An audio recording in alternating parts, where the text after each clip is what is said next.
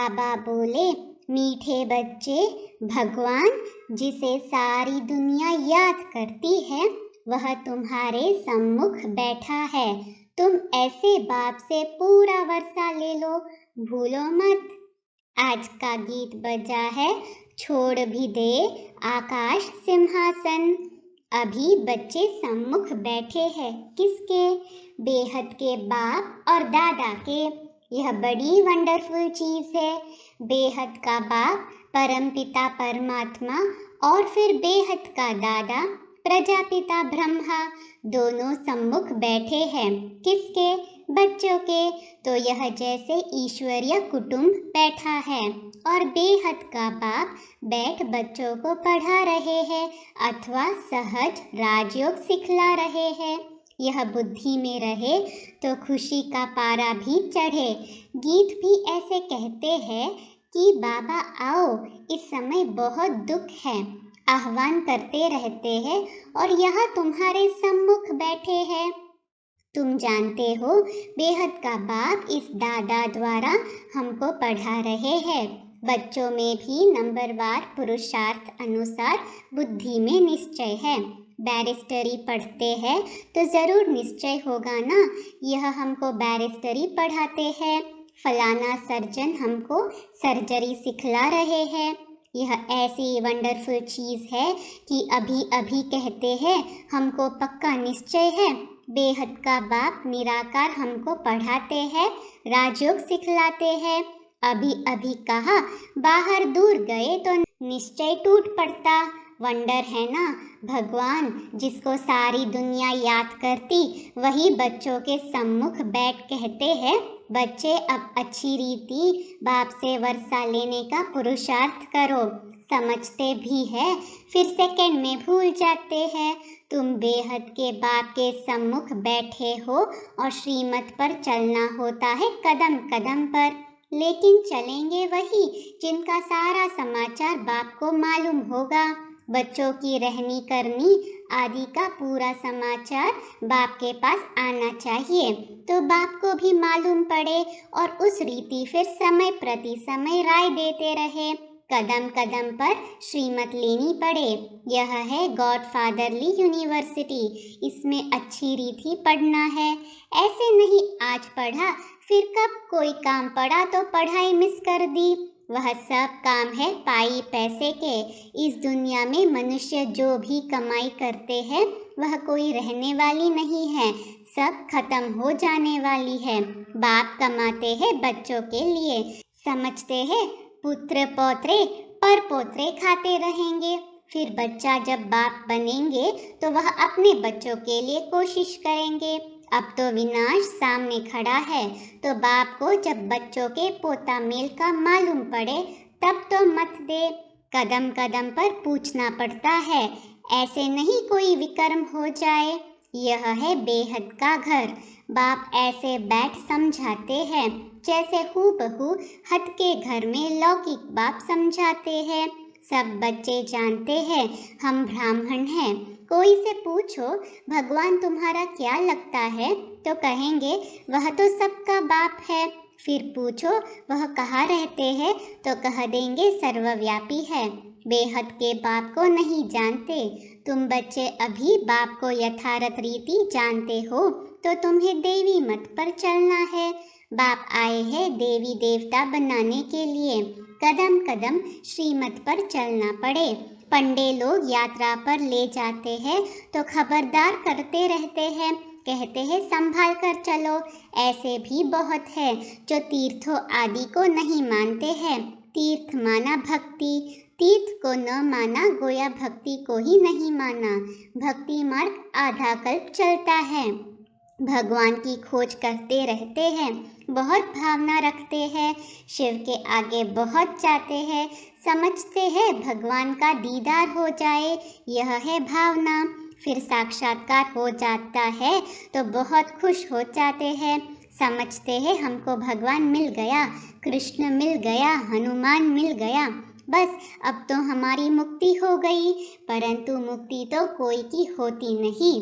अब बाप अच्छी रीति बैठ समझाते हैं, मीठे बच्चे अब एक तो सबको बाप का परिचय दो।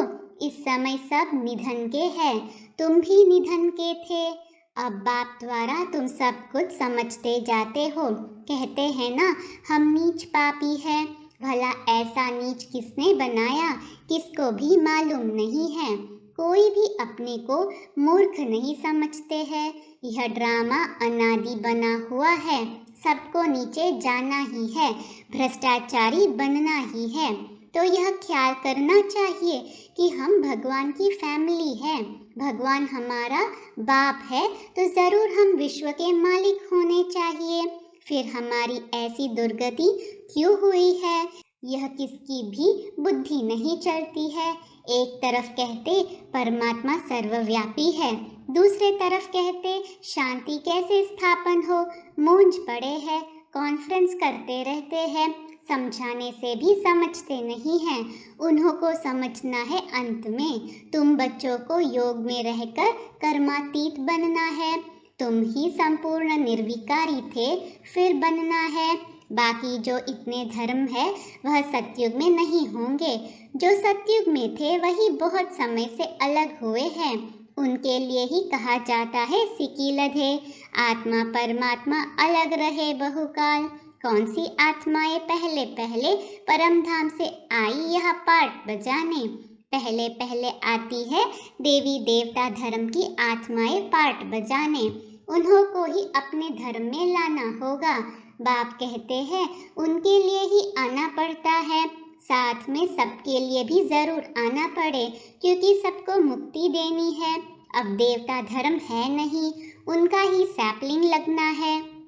कोई किस धर्म में, कोई किस धर्म में चले गए हैं, वही निकल पड़ते हैं। यह धर्म की स्थापना कितनी वंडरफुल है। तब तो कहते हैं हे प्रभु तेरी श्रीमद् गति सद्गति की बड़ी वंडरफुल है, जो कोई समझ न सके। देवी देवता धर्म की स्थापना कैसे होती है।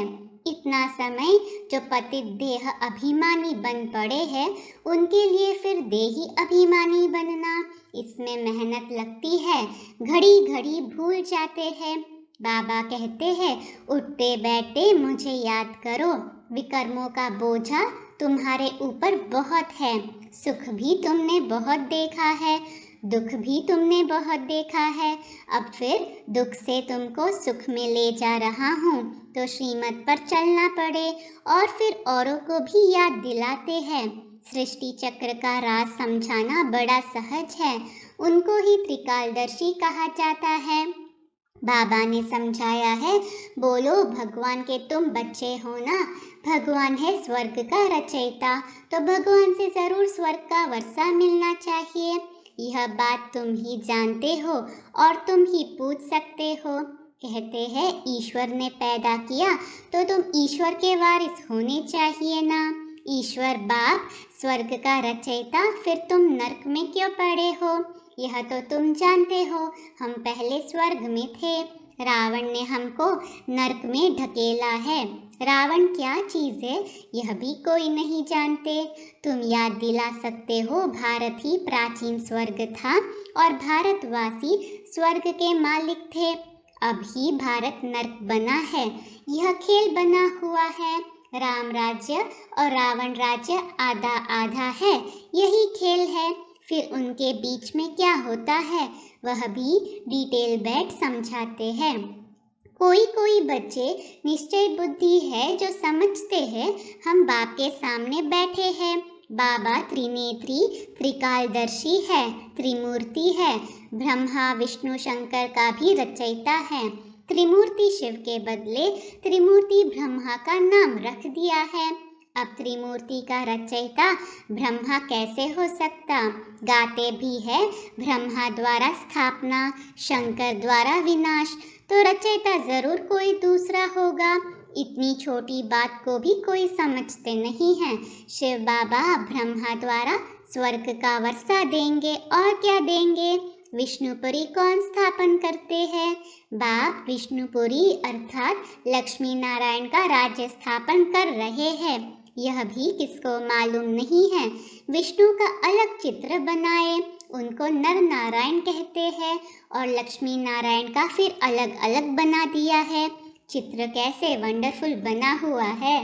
तुम बच्चों को प्रदर्शनी में समझाना होता है। प्रदर्शनी हो और बच्चे अपने ही धंधे में लगे रहे तो थोड़े ही समझेंगे कि इसने बाबा को पहचाना है। बाप समझ जाते हैं यह खुद ही पूरा समझा हुआ नहीं है, तब तो सर्विस पर नहीं भागते हैं, नहीं तो झट सर्विस पर भागना चाहिए। अंधों की लाठी न बने तो गोया खुद ही अंधे हैं। बाप को जानते नहीं। किसको कहना थोड़े ही होता है कि तुम सर्विस पर जाओ, आपे ही आना चाहिए। बाबा हम सर्विस पर जा सकते हैं, आप परमिशन दो। बाबा जानते हैं कौन कौन सर्विस कर सकते हैं। ऐसा कोई लिखता नहीं है कि बाबा हम रेडी है। मनुष्य को कौड़ी से हीरे जैसा बनाना है। अगर 10, 20, 50 रुपया नहीं कमाया तो क्या हुआ। बहुतों का कल्याण करना है, परंतु पूरी पहचान नहीं। कोटों में कोई जानते हैं। हमारे पास भी थोड़े बच्चे हैं सर्विसेबल, जिनको टेलीग्राम करके बुलाना पड़ता है। आपे ही नहीं कहते हैं बाबा हम तैयार हैं। बाबा देखते हैं किसको सर्विस का शौक है। मनुष्य जो जानवर मिसल बन पड़े हैं उनको देवता बनाना है। तुम बच्चों को निरअहंकारी बनना है। हेड में तो बड़ी नम्रता चाहिए। बाप कितना निरअहंकारी है। कोई बच्चों में बहुत अहंकार है। जैसा कर्म मैं करूँगी मुझे देख और भी करेंगे, उसका दंड उनकी अवस्था गिर पड़ेगी। बाबा कहते हैं बच्चे तुम्हें सब कुछ अपने हाथ से करना है। बाबा कैसे साधारण रीति से पढ़ाते हैं। मनुष्य तो समझते हैं वह सर्वशक्तिमान है, क्या नहीं कर सकते हैं, परंतु बाबा कहते हैं मुझे तो सर्वेंट बनकर आना पड़ता है। कहते भी है हे ज्ञान के सागर पतित पावन आओ, सुख के सागर आओ, आकर हम पतितों को पावन बनाओ। बाप को आकर ऐसी सर्विस करनी पड़ती है। कहाँ आकर रहना पड़ता है। कैसे कैसे विघ्न पड़ते हैं। लाखा भवन को आग लगाते थे, सभी प्रैक्टिकल में हो रहा है। बाबा तो सारे पाठ को जानते हैं, हम नहीं जानते। बाप कहते हैं मुझे आना पड़ता है। भगवान खुद कहते हैं मुझे गाली खानी पड़ती है। सबसे जास्ती गाली मैं ही खाता हूँ। भक्ति मार्ग में भी गाली ही देते हैं। 3 पैर पृथ्वी के भी नहीं मिलते, फिर भी कितना निरअहंकारी पने से पाठ बजा रहे हैं। मम्मा बाबा बच्चों को सिखलाने के लिए सब कुछ करते हैं। कितना नीचे उतरना पड़ता है। पतितों को पावन बनाना है। मूत पलीती कपड़ों को धोना है तो धोबी भी है, सोनार भी है। सबको गला गला कर सच्चा सोना बनाते हैं। आज का वरदान है संपन्नता के आधार पर संतुष्टता का अनुभव करने वाले सदा तृप्त आत्मा भव। स्लोगन है याद और सेवा का डबल लॉक लगाओ तो माया आ नहीं सकती। ओम शांति।